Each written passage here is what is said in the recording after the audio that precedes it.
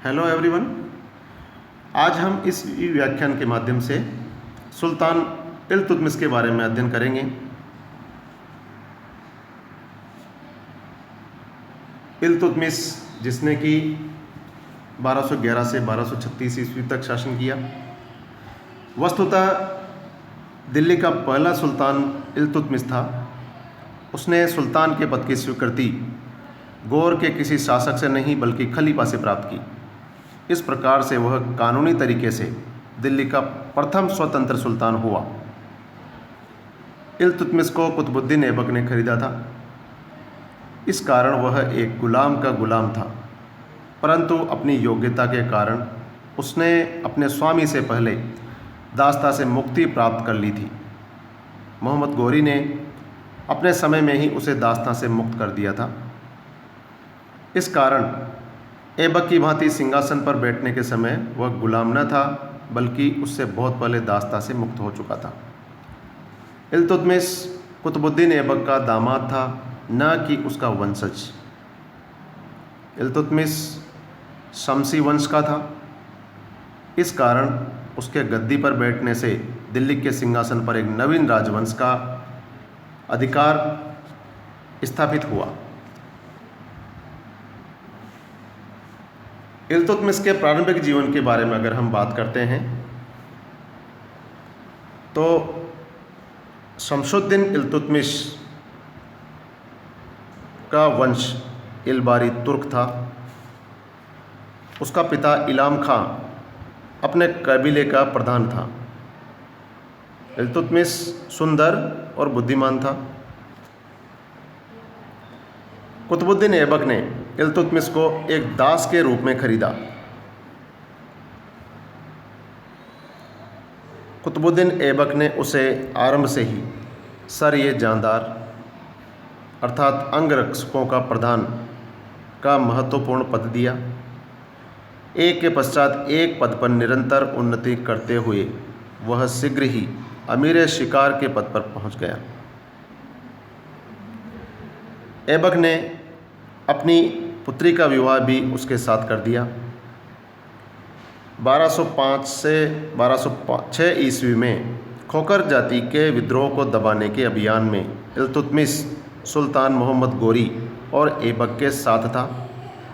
इल्तुतमिश ने उस युद्ध में जिस साहस और कौशल का परिचय दिया, उससे प्रसन्न होकर मोहम्मद गौरी ने ऐबक को उसके साथ भला व्यवहार करने की सलाह दी और उसे दास्ता से मुक्त करने के आदेश दिए।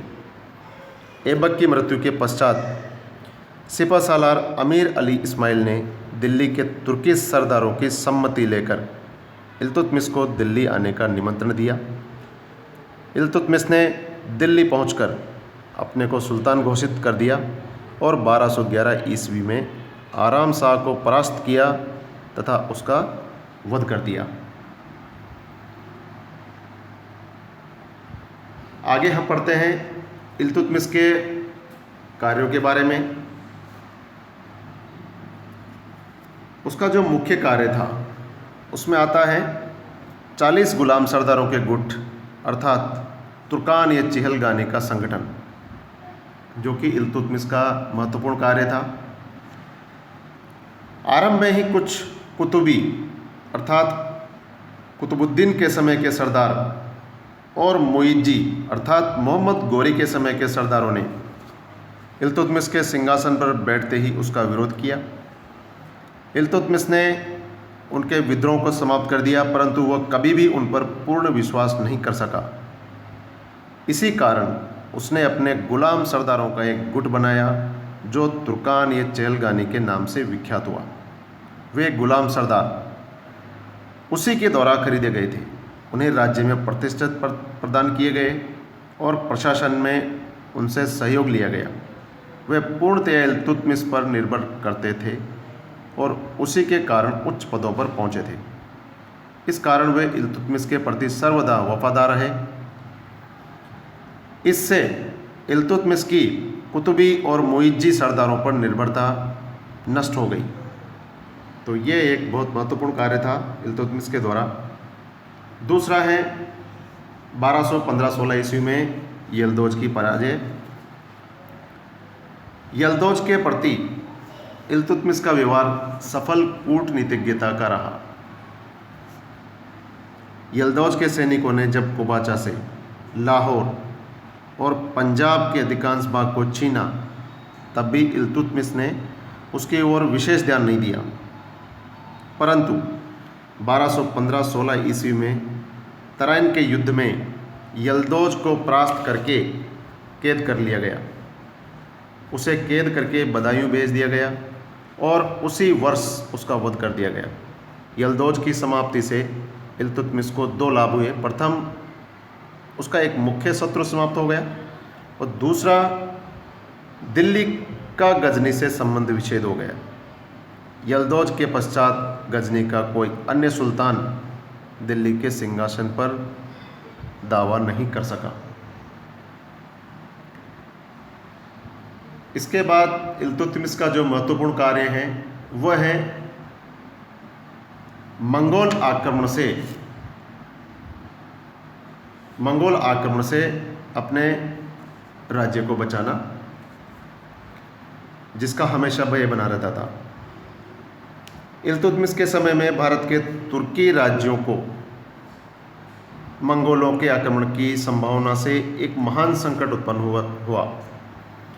मंगोलों के महान नेता चंगेज खान ने गोबी के रेगिस्तान और एशिया के घास के मैदान की समस्त बर्बर जातियों को अपने नेतृत्व में संगठित करके चीन, तुर्किस्तान, इराक, मध्य एशिया, पर्शिया आदि को अपने पैरों तले रौंद दिया। परंतु इल्तुतमिश ने अपनी सफल कूटनीति और दूरदर्शिता से तुर्की राज्य को मंगोल आक्रमण से बचा लिया। यही नहीं, उसने उससे उत्पन्न परिस्थितियों का भी अत्यधिक लाभ उठाया। अगला जो महत्वपूर्ण कार्य है वह है कुबाचा का दमन। कुबाचा ने लाहौर पर अधिकार कर रखा था। इल्तुतमिश ने कुबाचा पर आक्रमण किया। कुबाचा ने भागकर बक्कर में शरण ली। इल्तुतमिश ने 1227-28 में बक्कर पर आक्रमण करके कुबाचा का अंत कर दिया। तो इस तरीके से उसने अपने विद्रोहियों का दमन किया। उसके बाद में आता है बंगाल विजय या बंगाल के विद्रोहियों का दमन। गयासुद्दीन खिलजी का बंगाल एवं बिहार पर शासन था। उसने इल्तुतमिश की अधीनता स्वीकार नहीं की थी। अतः 1225 ईस्वी से इल्तुतमिश ने आक्रमण करके गयासुद्दीन का दमन कर दिया। इसके बाद इल्तुतमिश का जो महत्वपूर्ण कार्य है वो है हिंदू राजाओं से संघर्ष, जिसमें राजस्थान, मालवा तथा दोआब का क्षेत्र आता है। कुतुबुद्दीन ऐबक के समय में हिंदू राजाओं ने आक्रमणकारी नीति को अपना लिया था और वे विभिन्न स्थानों पर तुर्की राज्य को समाप्त करने का प्रयत्न कर रहे थे। इल्तुतमिश ने हिंदू राजाओं के प्रति दृढ़ और आक्रमणकारी नीति अपनाई। मुख्यतया उसने तुर्की राज्य से छीने गए स्थानों को पुनः जीतने और अपने अधीन प्रदेशों में अपनी सत्ता को दृढ़ करने का प्रयत्न किया। और इल्तुतमिश ने रणथंबोर, ग्वालियर, बयाना, थानागिरी, अजमेर, संभल तथा नागौर पर अधिकार कर लिया। इस प्रकार से इल्तुतमिश ने तुर्की सत्ता से स्वतंत्र हो गए प्रदेशों को पुनः जीतने में सफलता प्राप्त की, हिंदू राजाओं की आक्रमणकारी शक्ति को दुर्बल कर दिया और विजित प्रदेशों में सफलतापूर्वक अपना आधिपत्य स्थापित किया। इसके बाद जो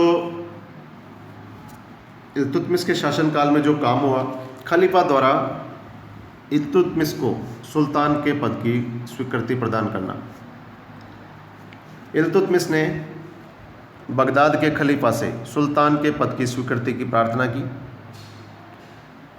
फरवरी 1229 ईस्वी में खलीफा के प्रतिनिधि इस स्वीकृति पत्र को लेकर दिल्ली पहुँचे खलीफा द्वारा इल्तुतमिश को सुल्तान स्वीकार किए जाने के कारण उसका पद कानूनी बन गया और दिल्ली सल्तनत वैध रूप से एक स्वतंत्र राज्य बन गया, जिसके लिए कुतुबुद्दीन ऐबक ने प्रयत्न आरंभ किए थे। इस स्वीकृति से इल्तुतमिश का सुल्तानों के पद को वंशानुगत बनाने और दिल्ली के सिंहासन पर अपने बच्चों के अधिकार को सुरक्षित करने में सहायता मिली। शासन प्रबंध की अगर हम बात करते हैं तो इल्तुतमिश ने शासन में कुछ नवीन बातें आरंभ की। उसने इक्ता व्यवस्था को आरंभ किया, केंद्र पर एक बड़ी सेना रखी। उसने इक्ता संस्था का प्रयोग भारतीय समाज की सामंतवादी व्यवस्था को समाप्त करने तथा साम्राज्य के दूरस्थ भागों को केंद्र के साथ संयुक्त करने के एक साधन के रूप में प्रयुक्त किया। उसने मुद्रा में सुधार किया। वह पहला तुर्क शासक था जिसने शुद्ध अरबी सिक्के चलाए। सल्तनत युग के दो महत्वपूर्ण सिक्के, चांदी का टंका जो कि 175 ग्रेन का होता था और तांबे का जीतल, उसी ने आरंभ किया था तथा सिक्कों पर टकसाल का नाम लिखवाने की परंपरा की शुरुआत भी इल्तुतमिश ने ही की थी। तो इस तरीके से यह कुछ महत्वपूर्ण परिवर्तन किए शासन प्रबंध के मामले में इल्तुतमिश ने।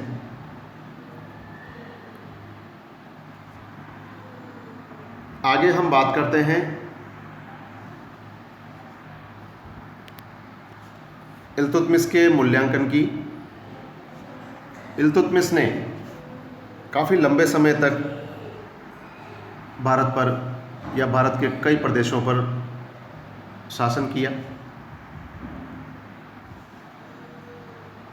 इल्तुतमिश के बारे में इतिहासकारों की अलग अलग राय हैं, जिसको हम इस प्रकार से देखते हैं। इल्तुतमिश एक सुसभ्य धार्मिक व्यक्ति, साहसी सैनिक, अनुभवी सेनापति और योग्य शासक था। वह दूरदर्शी और कूटनीतिज्ञ भी था। गुलाम का गुलाम होते हुए भी जिस गति से उसने उन्नति की और अंत में सुल्तान के पद को प्राप्त किया, वह उसकी योग्यता का ही परिणाम था। इल्तुतमिश ने लाहौर के स्थान पर दिल्ली को अपनी राजधानी बनाया और उसे दिल्ली सल्तनत के सम्मान के अनुकूल, सुंदर और वैभवपूर्ण बनाया। इल्तुतमिश धार्मिक विचारों का व्यक्ति था।